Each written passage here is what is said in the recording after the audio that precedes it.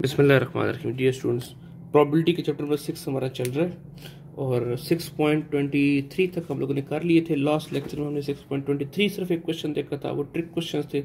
उसके साथ के आपको असाइनमेंट्स भी क्वेश्चन भी दिए थे पास पेपर में से, वो ज़रूर हल करें, बताइएगा हमें। 6.24 है जी, ये देखिएगा जी क्या कहता है। यहाँ से हम चलते हैं। कहते हैं जी, a bag contains 14 identical balls. कुल बॉल्स कितनी हैं? 4। उसमें से 4 are red, 5 are black and 5 are white. 5 black 5 white, 10 और 4 क्या हैं? रेड हैं। सबसे पहले तो हमें जो डेटा गिवन है हम उस डेटा को क्या कर लेते हैं, लिख लेते हैं। टोटल जो हमारे पास n है वो कितनी है? 14 बॉल्स। इसमें जो रेड है हमारे पास कितनी है? 4। वाइट जो है हमारे पास कितनी है? 5। और जो ब्लैक है वो भी हमारे पास कितनी है जी? 5। अब हुआ क्या? कहते हैं 6 balls are drawn from the bag. कुल कितनी बॉल ड्रॉ की हैं? 6 बॉल ड्रॉ की हैं। अगर 6 बॉल ड्रॉ करें तो सबसे पहले आप काम क्या करें? आप n ऑफ s निकालें। क्या निकालें जी?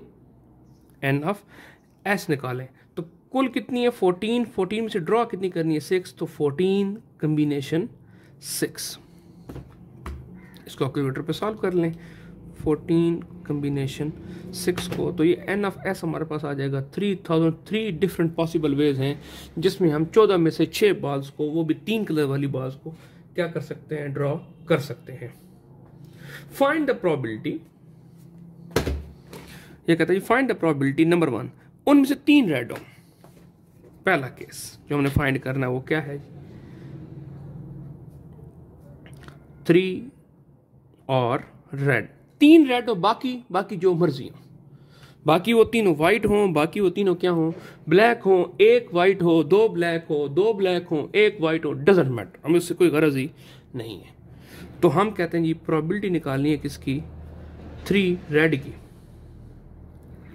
ये हमें नहीं पता, तो सबसे पहले हम इसके पॉसिबल आउटकम निकालें। तो n ऑफ 3 रेड, 3 रेड आने की पॉसिबिलिटीज क्या हो सकती हैं? देखें, कुल रेड कितनी है? 4। हम कहते हैं उन 4 रेड में से 3 आ जाएं और एंड आ गया, मल्टीप्लाई। बाकी में से बाकी कितनी वाले बच गई? 10 ना।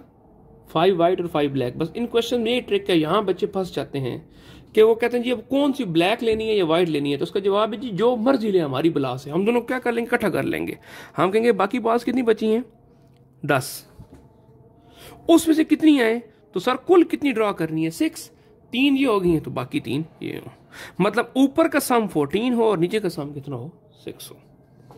तो ये हमारे पास है। देखें जी 4C3 क्या होता है जी? 4 कॉम्बिनेशन 3, ये होता है 4। और 10 कॉम्बिनेशन 3, ये होता है हमारे पास 120। दोनों को मल्टीप्लाई करें कितना हो जाएगा? 480। तो लें जी probability of 3 red equal to n of 3 red 480 और n ऑफ s कितना हो जाएगा? 3003। तो 480 डिवाइड बाय 3003, इसको और की फॉर्म में लिख लें तो ये जाएगा 160 डिवाइड बाय 1001। हर 1000 एक चांस में से 160 दफा चांस है कि क्या हो जाए? 3 रेड आ जाए। ठीक होगा जी। इसी का सेकंड पार्ट देखें। वो कहता है एटलीस्ट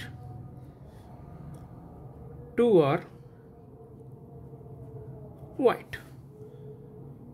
सो हमने निकालनी है प्रोबेबिलिटी व्हाइट ग्रेटर और इक्वल टू 2 हो। ये हमने निकालनी है कि कम से कम कितनी व्हाइट हो जी? तो कम से कम सर जी 2 व्हाइट हो हमारे पास, व्हाइट हो हमारे पास। तो देखिए कैसे हो सकता है।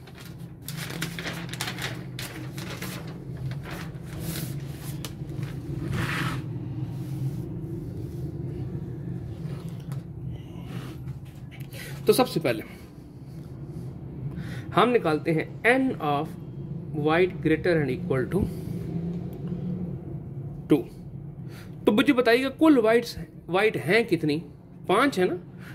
ओके, तो कितनी वाइट हो सकती हैं? ये बराबर हो सकता है n of white equal to 2, 2 white हो जाए, या n of white equal to 3, n of white equal to 4 plus n of white equal to 5, देखिए हमने ड्रॉ 6 करनी है, लेकिन हम 5 ज्यादा वाइट में नहीं जा सकते। क्यों? क्योंकि टोटल वाइट है ही कितनी हमारे पास? 5 है।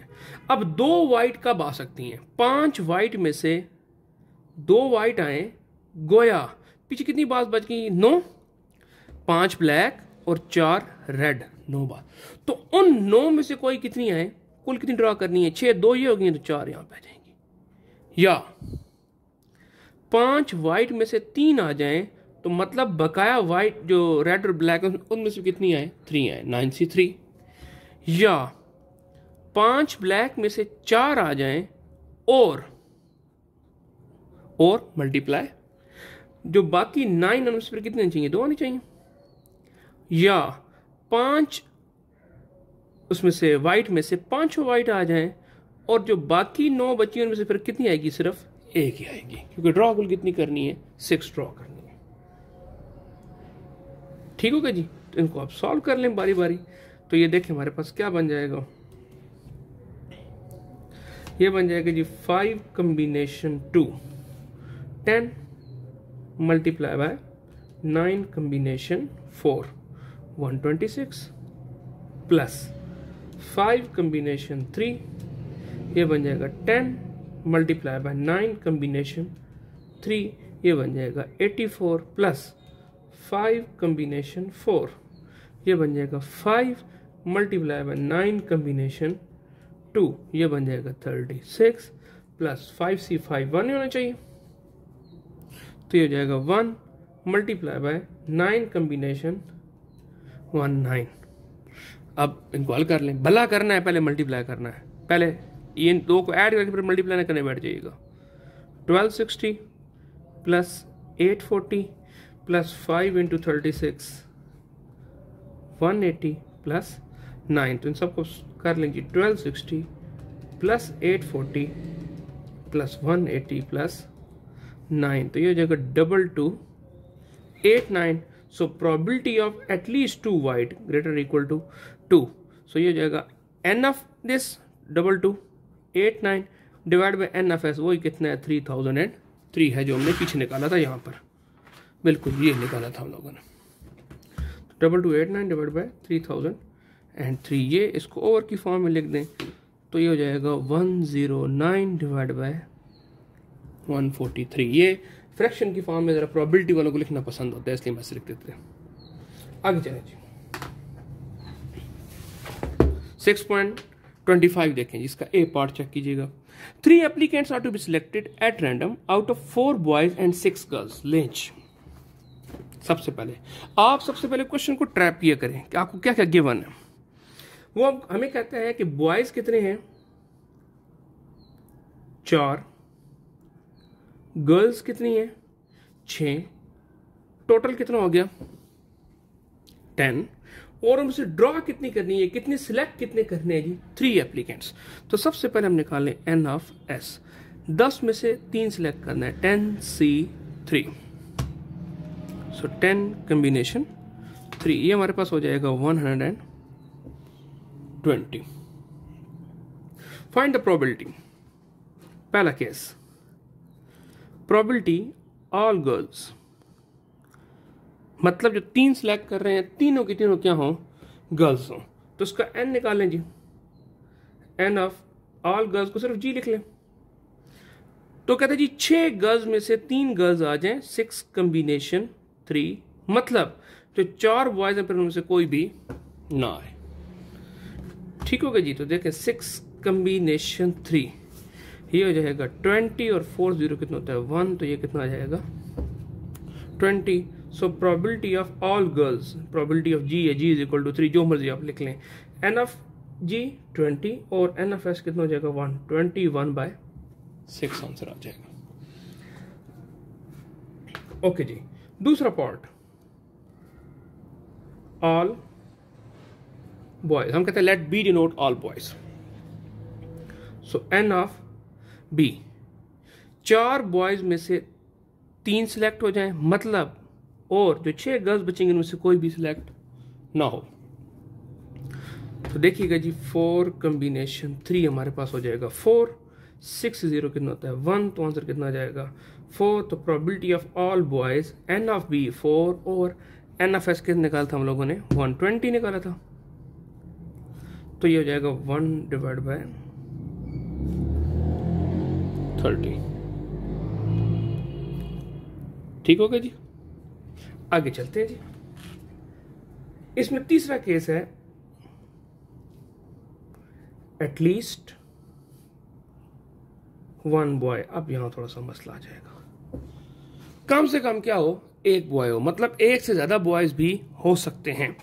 सो मतलब probability of boys greater and equal to 1 ये हम निकालना है।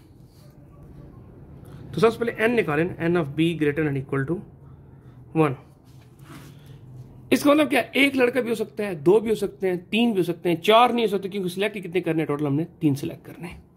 तो देखें, तो याद हो जाएगा कि एक लड़का हो, अगर एक लड़का हो मतलब क्या है 4C 1 और 6 गर्ल्स में कितनी सिलेक्ट हो, 2 हो, या प्लस 2 बॉय सिलेक्ट हो तो एक गर्ल फिर क्या हो जाएगी 6 में से सिलेक्ट हो जाएगी, या 3 बॉय सिलेक्ट हो जाएं तो गर्ल्स में से कोई भी सिलेक्ट नहीं होगी। इन तीनों का जवाब आपस में क्या कर लेंगे, प्लस कर लेंगे। तो ये 4C 1 4 ही होना चाहिए इनटू 6 कॉम्बिनेशन 2 15 होना चाहिए, तो ये बन जाएगा 60। इस तरह 4 कॉम्बिनेशन 2 ये होना चाहिए 6 और 6 कॉम्बिनेशन 1 ये भी कितना हो जाएगा 6, तो ये हो जाएगा 36 एंड 4 कॉम्बिनेशन 3 4 है और 6 से 0 कितना होता है 1 है, तो इक्वल टू 4, तो 36 और 60 96 और 100।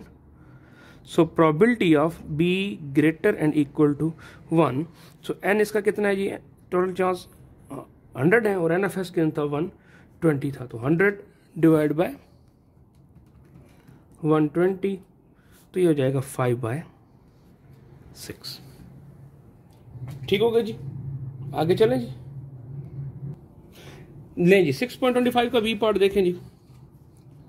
कहते जी from a group of 6 men and 8 women 5 people are chosen at random। 6 man हैं, 8 खवातीन हैं, 14 कुल हो गए, उसमें 5 बंदे चूज किए हैं। Find the probability there are more men chosen than the women, कि जितने भी हो मैन ज्यादा चूज हो एज कंपेयर टू वुमेन। तो देखें जी 6.25 का बी पार्ट हम कैसे करेंगे।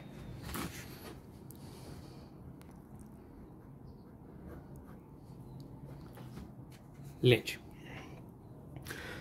मैन कितने जी हमारे पास 6, वुमेन हमारे पास कितनी है 8, टोटल कितना हो गया 14। नाउ एन ऑफ एस कितने चूज करने हैं जी हम लोगों ने, 5 बंदे चूज करने हैं, तो 14 कॉम्बिनेशन 5, तो ये लें जी 14 चले ना जी। सो ये हो जाएगा ये 14 कॉम्बिनेशन 5, 2002 डिफरेंट चांस है। हम कहते हैं लेट ए डिनोट्स मोर men देन वुमेन। तो मुझे बात बताइए जी एन ऑफ ए, पहले तो ए में पॉसिबल चांस कौन कौन से हो सकते हैं कि मैन ज्यादा हो as compare to women. 5 choose करने ना, या तो ये हो जाए कि 5 के 5 क्या हो जाए मैन हो जाए, तो वुमेन से क्या हो जाएंगे ज्यादा हो जाएंगे कि नहीं हो जाएंगे, या अगर मैन 4 हो तो वुमेन 1 बचेगी, मैन फिर भी क्या हो गए ज्यादा हो गए, या अगर मैन कितने हो 3 हो और वुमेन फिर कितनी बचेंगी पीछे 2 बचेंगी, क्योंकि कुल चूज कितने करने हैं हम लोगों ने जी, कुल 5 चूज करने हैं। तो ये 3 पॉसिबल सूरतें हैं। लेकिन अगर मैं मैन इक्वल टू 2 करता हूं ना, मैं यहां पे कहता हूं अगर 2 मैन चूज हो तो फिर इसका मतलब है वुमेन कितनी हो जाएंगी 3 हो जाएंगी, फिर ये हमारा रिक्वायरमेंट फुलफिल नहीं करेगी। उसने हमें क्या बोला है कि मैन ज्यादा होने चाहिए। निकालते हैं जी एन ऑफ ए। अगर 5 मैन चूज हो तो हम कहेंगे जी सर कुल कितने मैन है 6, उसमें कितने चूज हो जाए 5, इसका मतलब 8 वुमेन में से कितनी चूज होगी, कोई भी नहीं, प्लस इसको यूं भी लिख सकते हैं नीचे भी लिख सकते हैं जैसे आपको खुश आए। 4 अगर मैन सिलेक्ट हो जाए 6 से 4, तो वुमेन कितनी सिलेक्ट होंगी फिर 1 ना, क्योंकि कुल कितनी चूज पूरे करने हैं 5 पूरे करने हैं। फिर 63 एंड फिर वुमेन कितनी हो जाएंगी 8 कॉम्बिनेशन 2, 8 में से 2 फिर क्या होंगी हमारे पास वुमेन होंगी। ठीक है जी, तो इसको हम सॉल्व कर लेते हैं। तो ये हमारे पास क्या बने, लें जी हमने वीडियो पॉज करके जल्दी से कैलकुलेशन कर ली ताकि ज़्यादा लंबा काम ना हो जाए। 65 6 था, 801 था एंड सो ऑन। कैलकुलेटर पे आप इसको सॉल्व करेंगे। So probability of more man than women, probability of A क्या हो जाएगा n of a divide by n of s। a क्यों है, जो a से डिनोट कर दिया था हम लोगों ने। 686 divide by n of s कितने निकाला हम लोगों ने 2002 निकाला हुआ। तो 686 डिवाइड बाई 2002 आप करें तो ये आपके पास बन जाएगा 49 डिवाइड बाई 143। ओके जी, आगे चलते हैं जी। ओके जी, हमारे आज के लेक्चर का आखिरी क्वेश्चन है जी। A firm buys 3 shipment of parts each month. Spare parts का किस चीज से पार्ट्स का बिजनेस है और वो 3 दफा क्या करते हैं, चीज खरीदते हैं, शिपमेंट्स मंगवाते हैं। The purchasing agents select at random from among 4 in-state supplier and 6 out-of-state supplier। State समझने शहर कि वो हमारे पास जो सप्लायर हैं 3 शहर के अंदर से हैं और 6 के हैं जी शहर के बाहर से हैं। तो मतलब हमारे पास जो कुल सप्लायर जिनसे हम माल खरीद सकते हो कितने हैं, कुल 10 है। तो वो क्या करता है, उनमें से क्या करता है, वो चूज करता है कि शहर के अंदर से मंगवाना है या शहर के बाहर से मंगवाना है। What is the probability that the order are placed with? Number 1 पहला केस क्या है, the in state supplier only. सिर्फ और सिर्फ कहां से है जी, हमारे पास इन स्टेट सप्लायर ही से माल है। देखिए इसको हम अटेम्प्ट करते हैं। सबसे पहले देखिए हमारे पास सबसे पहले क्या है, इन स्टेट सप्लायर है। लेट हम उसको डिनोट करते हैं किससे, ए से। ठीक है जी, और ये हमारे पास कितने हैं, कुल 4। फिर हमारे pass out of state supplier, शहर से बाहर के सप्लायर, रियासत से बाहर के सप्लायर, उसको हम डिनोट कर देते हैं बी से। और ये हमारे पास कितने हैं, 6। तो बताइएगा जी टोटल कितने सप्लायर हो गए हमारे पास, 10। अच्छा, हर महीने शिपमेंट्स कितनी होती हैं,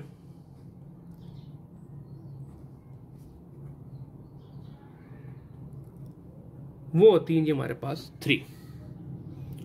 ठीक, तो बेसिकली हमने क्या करना है, 10 में से 3 ड्रॉ कर रहे हैं किस्म की प्रोबेबिलिटी में कन्वर्ट करें हम तो हम सबसे पहले क्या निकालेंगे, n ऑफ s, कि हम जो 3 ऑर्डर हैं इन 10 में से कैसे कर सकते हैं जी प्लेस। तो 10 कॉम्बिनेशन 3, ये आपको प्रोबेबिलिटी आने का मतलब कि आप किसी भी सिनेरियो को प्रोबेबिलिटी की टर्म्स में किस तरह कन्वर्ट कर सकते हैं।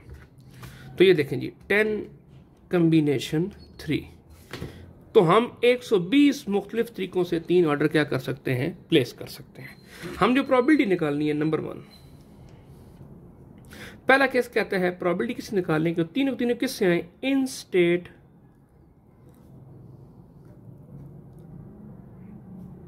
Supplier only.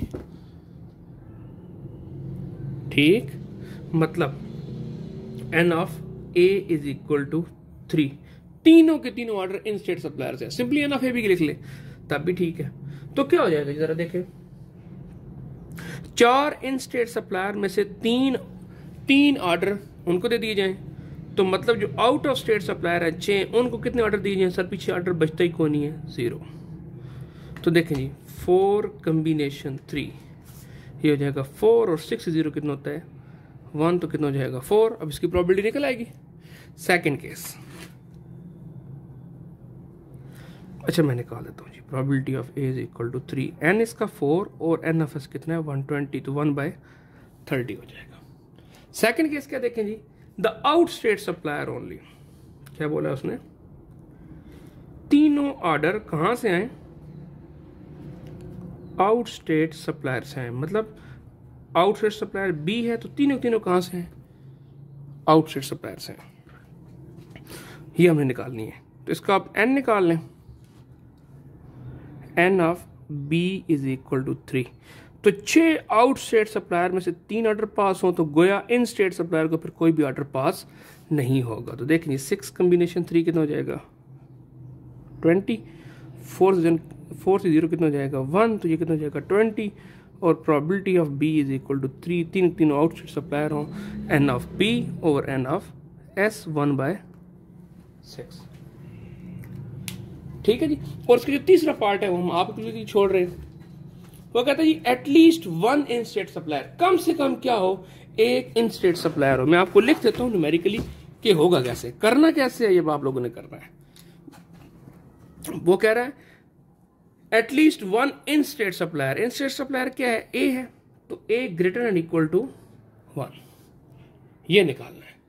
तो ये किसके बराबर होगा, शाबाश, ये बराबर होगा probability of A equal to 1 plus probability of A equal to 2 plus probability of A equal to 3। 3 से तो हम जा नहीं सकते, एक उसको यूं हल कर सकते हैं, या सबसे पहले आप निकाल लें n of A equal to 1 निकाल लें, फिर इसमें प्लस क्या कर दें, n of A equal to 2 plus n of A equal to 3। ठीक है, तो जब n of A equal to 1 होगा तो 4c1 तो 6c2 हो जाएगा, 4c2 6c1 हो जाएगा, और 4c3 तो 6c बीच क्या बच जाएगा 0। इनको सॉल्व करके डिवाइड किस पे कर देंगे, एन ऑफ एस पे कर देंगे, तो ये आपका टॉपिक, आपका क्वेश्चन क्या हो जाएगा, कंप्लीट हो जाएगा। ठीक हो गया जी। तो यहां तक हम लोगों ने प्रोबेबिलिटी के प्रैक्टिस क्वेश्चन कर लिए। अब इससे जो अगला है, हमने अगर आपको याद हो, हमने एक लॉ किया था, प्रूफ किया थ्योरी का प्रोबेबिलिटी में, वो probability of A plus probability of B minus probability of A intersection B, अगर दो क्या हो, mutually not mutually exclusive event हो, तो उसके लिए हमने लॉ ऑफ एडिशन प्रूफ किया था। अब उनकी एप्लीकेशन है सारी, तो अगले लेक्चर में इंशाल्लाह हम वो देखेंगे। तब तक के लिए अल्लाह हाफिज़।